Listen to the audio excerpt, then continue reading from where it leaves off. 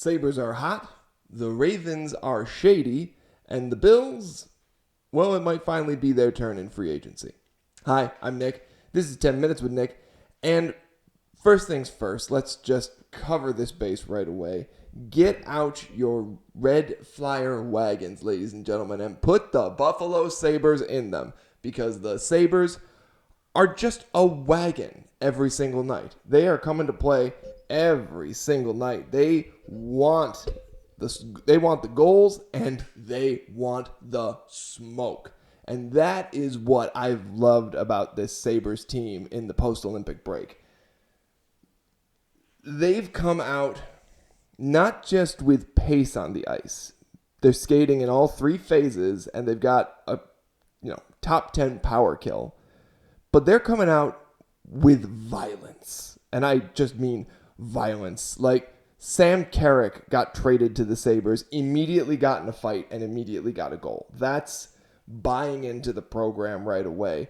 And then, I forget his first name, but Logan, who got traded to the Sabres, last night was his first game against the San Jose Sharks. And if he didn't, in the first period, drop gloves and scrap it up, you love to see that in a team. You love to see that because these guys they're not letting other teams bully them around anymore. They're not the little tykes. They're not just like, oh, we're just happy to be here team. They're no, we're going to play this game, and if you come at us in a way we don't like, we're going to punch you in the mouth, right? You just love to see stuff like that. In hockey in particular. You don't like to see it so much in other sports, but in hockey it's part of the culture and you like to see it. And you like to see it in particular when there's just a dedicated mindset that we're going to defend our own. We're going to defend our players. But on top of that is coming not just a toughness and not just a goon squad, but scoring barrages, right? Last night they beat the Sharks 6-3, and they started in the first period, and it just got out of hand from there. They scored 2 in the first period, 2 in the second period, 2 in the third period, and basically just doubled up on the Sharks the whole way, and the game was never once in question. The Tampa Bay Lightning game, which was arguably a much more exciting game, was definitely in question at certain points, but the same Sabres were still there. The fast, tough, strong shooters. Ever since the Olympic break, they've won 8 straight. They're now 4 points up on Tampa Bay in the Atlantic Division. Tampa Bay has 2 games in hand on them. And they're just a wagon. They're not thinking playoffs. They're thinking, let's make a run for this thing.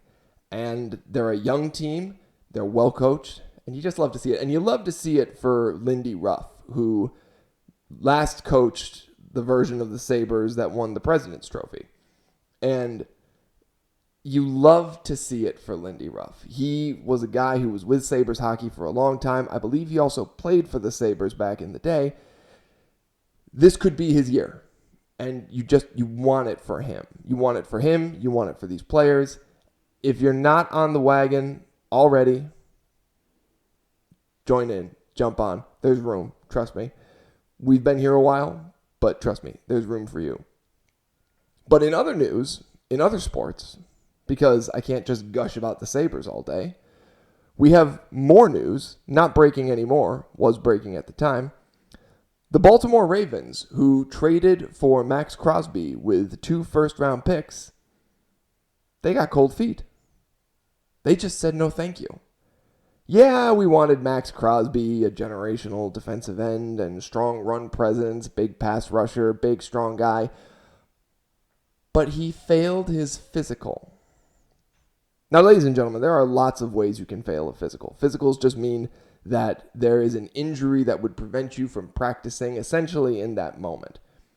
So teams essentially decide if you pass or fail the physical. And why do they decide in a certain way? Clearly, the Ravens had enough health information available on Crosby to send 2 first-round picks to the Oakland Raiders. And the Oakland Raiders designed their entire offseason after that trade. They paid a bunch of big money to a bunch of free agents, and they had 2 first-round picks in, I believe, addition to their own, to build around their assumed quarterback prospect of the future, Fernando Mendoza. Yeah, they have the number 1 overall pick. But 2 first-round picks, one this year, one next year, to build around that young quarterback. They're looking and saying to themselves, this is great. We've got hat in hand. We may have had to overpay for some of these free agents, but we're building a strong team. We got a good program here. The Ravens decided that, you know what? We don't like this trade anymore. And suspicions abound as to why they just didn't like the trade anymore. Fact of the matter is, they made a choice, and that choice was to back out of the trade. Now, sure, maybe something popped up on the Ravens' subsequent physical of Max Crosby when he got to their arena. But here's something else that was happening on the market. Trey Hendrickson of the Cincinnati Bengals was an unrestricted free agent, and he was taking offers. He was fielding offers from teams. The Ravens looked at Hendrickson, saw a guy who they could sign without first-round picks being attached to it, and they kind of just said, we'd rather do that. After making their deal. This wouldn't be a big problem if, like, the Ravens had been in discussions on Max Crosby and then just decided not to go through with the trade and picked up Trey Hendrickson instead. The Ravens agreed to the deal. They brought him in. They welcomed him. They did the whole thing you do with players you trade for.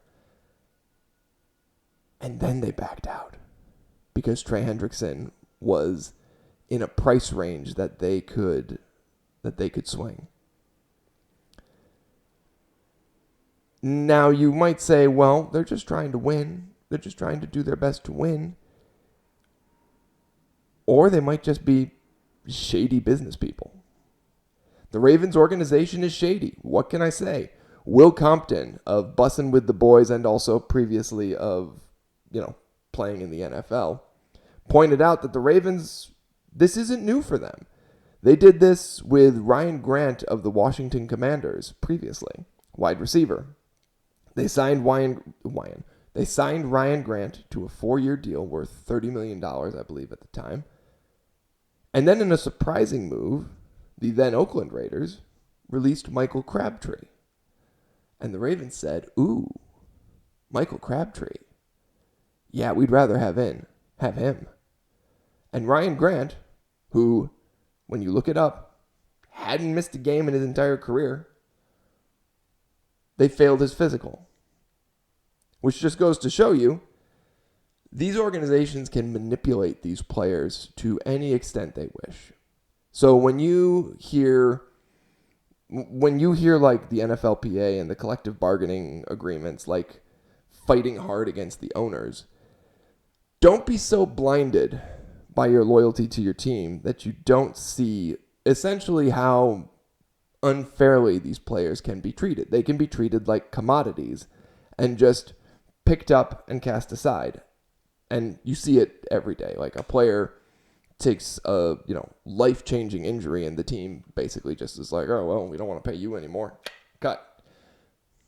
They do it every day. They trade players without warning. They cut players without warning. And they demote players. You make a lot less money on the practice squad and they'll stash you on the practice squad because it's easy to keep you there. And they can elevate you, a certain number of times throughout the year. It's good business, but it's shady business because you're dealing with human beings' lives. I don't like it, frankly. And I hope the Baltimore Ravens get karmic comeuppance this year. And that's likely to happen since Lamar Jackson is their quarterback. I do that every time I talk about Lamar Jackson. And I love Lamar Jackson. Like, I'm just mean. I'm just a mean person. I've come to realize that. I'm just mean. And that's okay. I can be mean. It's my show. And I can say what I wish. But in the meantime, folks, The Bills are back on the board. Free agency opens at 4 p.m. today Eastern Time. We'll all be looking forward to see what the Bills do or don't do. Fingers crossed the Bills make some good moves. And fingers crossed those moves crush the Baltimore Ravens. I'm Nick. This is 10 Minutes with Nick. Go Bills. Go Sabres. Have a great day.